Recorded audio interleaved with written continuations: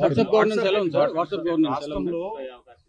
దావోస్కి వచ్చేగల మీరు చూస్తే చాలా స్పష్టంగా మేము చెప్పింది అక్కడ Andhra Pradesh is back we are ready to do business. ఎందుకంటే గత 5 సంవత్సరాలు ప్రభుత్వం అనేక కంపెనీలు తరిమేసింది రాష్ట్రం నుంచి. వాళ్ళకి ముందర మనం కాన్ఫిడెన్స్ ఇవ్వాలండి. మీరు చూస్తే 7 నెలల్లో అనేక పరిశ్రమలు మేము తీసుకొచ్చాం. ఆర్సిలర్ మిత్తల్ గానీ, ఎన్టీపీసీ గ్రీన్ గానీ, రెన్యూబుల్ ఎనర్జీ గానీ, ఎల్జీ ఎలక్ట్రానిక్స్ గానీ, ఇప్పుడు కాగ్నిజెంట్ కూడా త్వరలో అనౌన్స్మెంట్ చేస్తాం. కల్స్కట్ గా ఇట్లా అనేక పరిశ్రమలను గ్రౌండ్ చేస్తున్నాం. సో డావోస్ చాలా స్పష్టంగా we are ready to do business, Andhra Pradesh is back అని చాలా క్లియర్ గా మేము చెప్తాం జరిగింది. సో దాంట్లో భాగంగా మేము అనేక డిస్కషన్స్ చేసాం. వచ్చే 12 నెలల్లో మీరు చూస్తారు కదా, ఒక్కొక్కటి సీట్ చేసుకుంటాం మేము వెళ్తాం. వాట్సాప్ గవర్నెన్స్ కి వచ్చేగల గౌరవ మంత్రి గారు అద్భుతమైన సూచన ఇచ్చారు.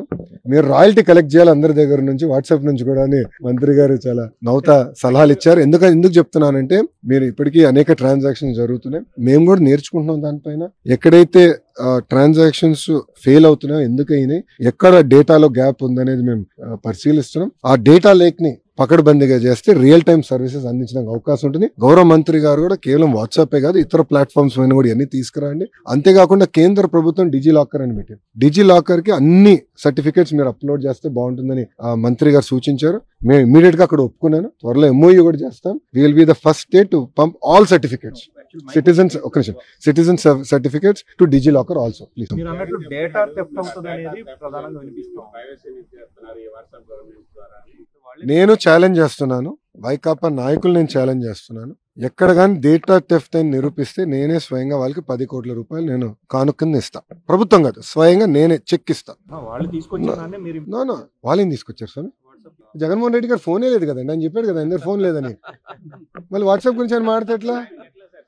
అది కాదండి, జగన్మోహన్ రెడ్డి గారికి ఫోన్ లేదని ఆయనే చెప్పాడు. ఫోన్ పట్టుకుని తిరగడని ఆయనే చెప్పాడు ఒక ఇంటర్వ్యూలో. టీవీ9 ఉన్నాడు, టీవీ9 ఇంటర్వ్యూలో చెప్పాడు ఆయన. సో ఫోనే లేనాడు పాపం వాట్సాప్ గురించి ఏం తెలుస్తున్నాడు? వదిలేసేయండి సార్ ఆయన. ఎందుకు? ఎవరండి ఫోన్ కొనిచ్చి పంపించమంటారా? అది కాదు, ఫోన్ కొనిచ్చి పంపించమంటారా? ఆయన ఇంకా ఎక్కువ సమయం ఎందుకో బెంగళూరులో ఉంటున్నారు. అక్కడ ఎక్కువ మేము సర్వీసెస్ అందజేయాలి. 14 to 19 మీ గవర్నమెంట్ ఉన్నప్పుడే డేటా థెఫ్ట్ జరిగింది, హైదరాబాద్ కేంద్రంగా అనేక చేశారు అని చెప్పేసి వాళ్ళే ఆరోపించారు. ఇప్పుడు మళ్ళీ సేమ్ అదే ఆరోపణలతో. అవునండి, మళ్ళీ అధికారంలో ఉన్న 5 సంవత్సరాలు ఎందుకు నిరూపించలేకపోయారు? అధికారంలో వాళ్ళు ఉండే పనికిమాల కేసులను పెట్టారు. చంద్రబాబు నాయుడు గారిని 53 రోజులు జ్యుడిషియల్ రిమాండ్ కి దొంగ కేసు పంపించారు. మళ్ళీ డేటా థెఫ్ట్ గా ఆనాడు నేను ఐటీ శాఖ మంత్రిగా చేస్తుంటే నిరూపించి ఉండాలి కదా, ఊరుకున్నారా? తప్పు చేయని వ్యక్తిని తీసుకెళ్లి జైల్లో పెట్టారు. పొరపాటున తప్పు చేసి ఉంటే ఎక్కడుండేవాడు? నేను ఎందుకు తప్పు చేయాలి? నాకు అవసరం ఏముందండి? నాకు ప్రజల డేటా నాకెందుకు అవసరం అండి? మాకు కావాల్సింది ఓటర్ లిస్టు, అది public document.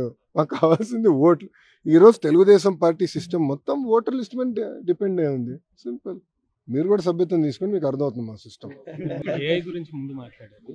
Government of India union budget లో ఏఐ సెంటర్స్ గురించి ప్రతిపాదిస్తున్నట్టుంది కదా, అందులో ఏదైనా ఏపీకి తీసుకొచ్చే? చాలా ట్రిక్ క్వశ్చన్ అడుగుతున్నాను. గౌరవ ముఖ్యమంత్రి గారే లెటర్ రాశారు. Centre of excellence for education Andhra రాష్ట్రానికి ఇస్తే బాగుంటుంది. ఎందుకంటే విద్యాశాఖలో టెక్నాలజీతో జోడించి అనేక రిఫార్మ్స్ తీసుకురావాలని మేము అడుగులేస్తున్నాం. క్లిక్కర్ టెక్నాలజీ కానివ్వండి, ఏఐ తీసుకొచ్చి ప్రిస్క్రిప్టివ్ హోంవర్క్ కానివ్వండి, ప్రతి విద్యార్థికి ఏఐ ట్యూటర్ ఇంటికి వెళ్ళిన అందించాలనేది ఎన్డీఏ ప్రభుత్వం లక్ష్యం. అది భారతదేశంలో ఇప్పటికీ ఏ రాష్ట్రంలో జరగలేదు. తొలి రాష్ట్రం ఆంధ్ర రాష్ట్రంగా ఉండాలనేది మా లక్ష్యం. దాంట్లో భాగంగా ఈ సెంటర్ ఆఫ్ ఎక్సలెన్స్ మాకు ఇవ్వాలని మేము గౌరవ మంత్రి గారిని కోరటం జరిగింది.